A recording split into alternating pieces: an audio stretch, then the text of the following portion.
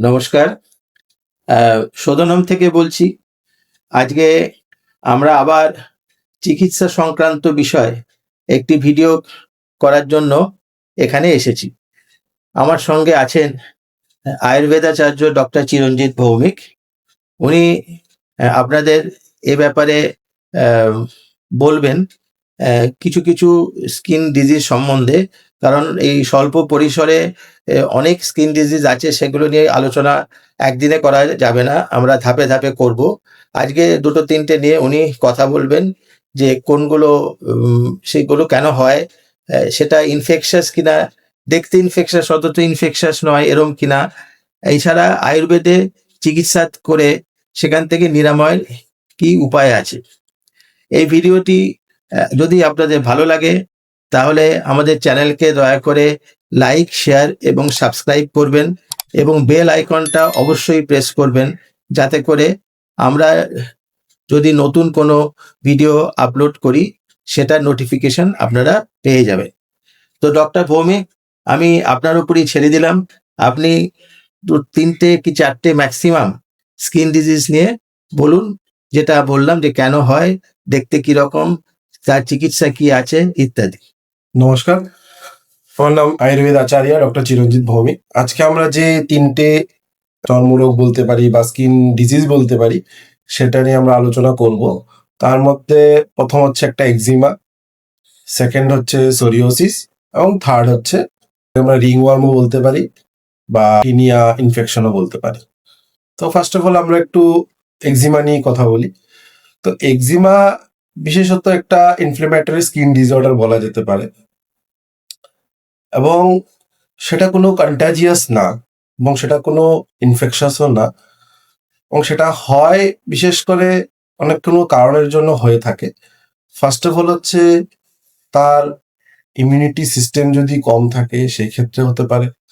Second, environmental কিছু চেঞ্জেসের কারণে হতে পারে।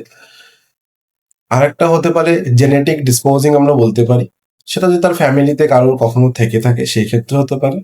আর এটা হচ্ছে যেটা বলা যেতে পারে স্কিন ব্যারিয়ার ড্যামেজ, সেটা একটু মডার্ন টার্মিনোলজি হয়ে গেল, সেটা হয়তো বা আমরা বলতে পারি, বাট যদি আমরা সেটা ক্ল্যারিফাই করি তাহলে সেটা আপনারা বুঝতে পারবে। হয়তো বা পেশেন্টের পক্ষে বোঝা সম্ভব না what is skin barrier damage. যাই হোক, এই চারটে মূলত একটা কারণ থাকে আমাদের হওয়ার। তো এইগুলো আমরা প্রায়শই দেখি। এক্সিমা অনেক সময় আমরা আরেকটা যেটা ছোট করে বলার, যে এক্সিমা এবং সোরিওসিস এই দুটোর মধ্যে আমরা ডিফারেন্সিয়েট করতে পারি না যে কোনটা সোরিওসিস কোনটা এক্সিমা। তো সেই দুটো জিনিস একমাত্র চিকিৎসকই পারেন, যে দুটোর মধ্যে কিভাবে ডিফারেন্সিয়েট বার করা যায় বা কি ধরনের সিমটমস দেখে বোঝা যেতে পারে যে এটা এক্সিমা আর নাকি সেটা সোরিওসিস। তো প্রথমত আমরা এক্সিমাটা একটু আলোচনা করি। তো এক্সিমার ক্ষেত্রে বিশেষ করে যেটা কি হয়, দুটোর ক্ষেত্রেই ইচিং হয়, দুটোর ক্ষেত্রেই স্কিনের কালার চেঞ্জ হয়, দুটোর ক্ষেত্রেই ওজিং হয়, যেটা আমরা অনেক সময় বলতে পারি রক্ত পড়া বা বিভিন্ন ধরনের রস নিঃসরণ হওয়া এই ধরনের হতে পারে। বাট এক্সিমার ক্ষেত্রে একটু আলাদা এবং সোরিওসিসের ক্ষেত্রেও আলাদা। এক্সিমাটা কি হয়, সেক্ষেত্রে দীর্ঘদিন চলে, ইচিং হয়, আস্তে আস্তে স্কিনের কালার চেঞ্জেস হতে থাকে, হতে হতে সেখান থেকে একটু স্কিনের যে স্প্রেডিং হয়, যে ইনফেকশনটা, যদি ওটা ইনফেকশন বলা ঠিক না, ওটা ওয়ান টাইপ অফ উন্ড বলা যেতে পারে, আস্তে আস্তে সেটা স্প্রেড হতে থাকে এবং আস্তে আস্তে কালার চেঞ্জেস হতে থাকে। কালার চেঞ্জেস সেটা আমরা একটা মেডিকেল ভাষায় বলতে ক্রাস্টি কালার বলতে পারি, মানে কালো এবং বাদামি কালার মিশিয়ে যেটা হয় সেই ধরনের একটা কালার হতে পারে। এই ব্যাপারে সরি আপনাকে একটু বললাম, যে প্রশ্নটা এলো মনে, যে যদি রস বেরোয়, বললেন রস বেরোতে পারে, সেখানে যদি কেউ ছোঁয়ে তাহলে কি তার এক্সিমা হতে পারে? এক্সিমা মোটেই কোনো ইনফেকশাস ডিসঅর্ডার না। আচ্ছা, সেটা একদমই আমরা বলতে পারি একজন ছুলেই যে আরেকজন হয়ে যাবে সেটা এরকম কিছু না।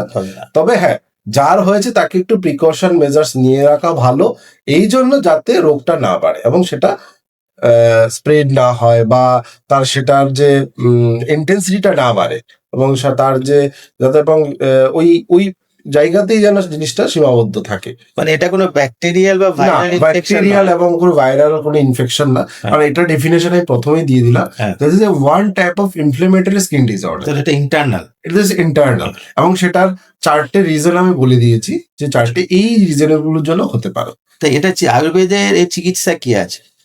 আয়ুর্বেদে এর ভালো বিবরণ দেওয়া হয়েছে, এবং আয়ুর্বেদে এটা এবং সারে, এবং সারাটা মানে এরকম সারা না যেটা আমরা অনেক সময় বলি যে ইমিউনোসাপ্রেসেন্ট ড্রাগস দেওয়া বা অ্যান্টি অ্যালার্জিক মেডিসিন দিয়ে দেওয়া বা কোনো ধরনের অ্যান্টিবায়োটিক মেডিসিন দিয়ে দেওয়া, এই ধরনের কোনো মেডিসিন দিয়ে সারা। আমরা যে ট্রিটমেন্টটা করি সেটা হচ্ছে রুট লেভেল থেকে জিনিসটাকে ট্রিটমেন্ট করা, এবং রুট লেভেল থেকে বলতে গেলে সেই ক্ষেত্রে একটু আয়ুর্বেদকেও নিয়ে আসতে হয়।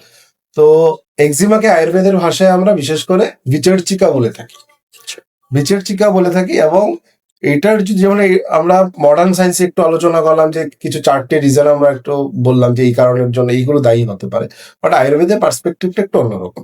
সেই ক্ষেত্রে আমাদের কিছু শারীরিক দোষ থাকে, যেটাকে আমরা আয়ুর্বেদের প্ল্যাটফর্মে বাত, পিত্ত, কফ এই ধরনের বলে থাকি। তো আমরা আয়ুর্বেদ আচার্য হিসেবে যেটা দেখি এক্সিমার ক্ষেত্রে, সেটা হচ্ছে বিশেষ করে কফ দোষা এবং পিত্তের দোষের যখন ইমব্যালেন্স কন্ডিশন তৈরি হয়, সেই ক্ষেত্রে এই রোগটা তৈরি হয়। ফার্স্ট অফ অল চিকিৎসা কি দেয়, মানে অ্যাকচুয়াল চিকিৎসাটা কি করা হয়? পঞ্চকর্ম করা হয়? আমি প্রথম ওইটা একটু ইয়ে করে তারপর আসছি। আচ্ছা, এবং বাতদোষেরও প্রভাব আছে, নেই যে এরকম না, কারণ আজকালকার দিনে বেশিরভাগ ডিজিজে একটু স্ট্রেস ইনডিউসড হয়ে যাচ্ছে, সেই জন্য বাতদোষকে আমরা ওটাতে নিয়ে আসি। তো বিশেষ করে কফ আর পিত্তদোষের প্রভাবের জন্য বেশি হয় ওটা, হয়ে গেল।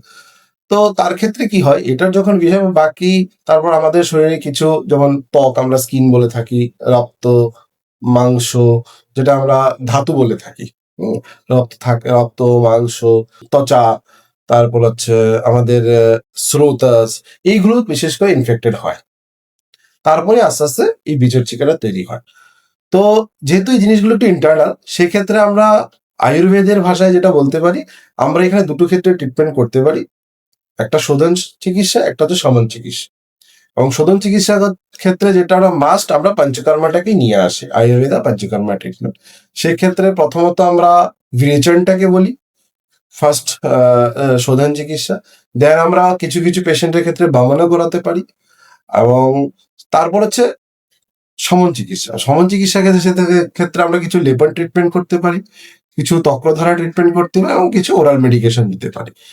এবং এই জিনিসগুলো দেওয়ার একটাই মানে, যাতে আমার ওই কফ দোষা এবং পিত্ত দোষা সেটা ব্যালেন্স হয়, এই অসুখটা সম্পূর্ণ সারে, এই রোগটা সম্পূর্ণ সারা সম্ভব, এবং সেটা আয়ুর্বেদের শাস্ত্রেই সম্ভব। কারণ অ্যালোপ্যাথ শাস্ত্রে যেটা হচ্ছে সাপ্রেসিভ ট্রিটমেন্ট, আয়ুর্বেদে যেটা বলা হয় সেটা হচ্ছে রুট লেভেল থেকে যেটাকে ট্রিটমেন্ট করা যেতে পারে। সোরিয়াসিসও পুরো সারে, সোরিয়াসিস সারে, এবং সেটা কিছু কিছু সোরিয়াসিসের ক্ষেত্রে একটু আলাদা আলাদা ক্যারেক্টারিস্টিক্স এর হয়।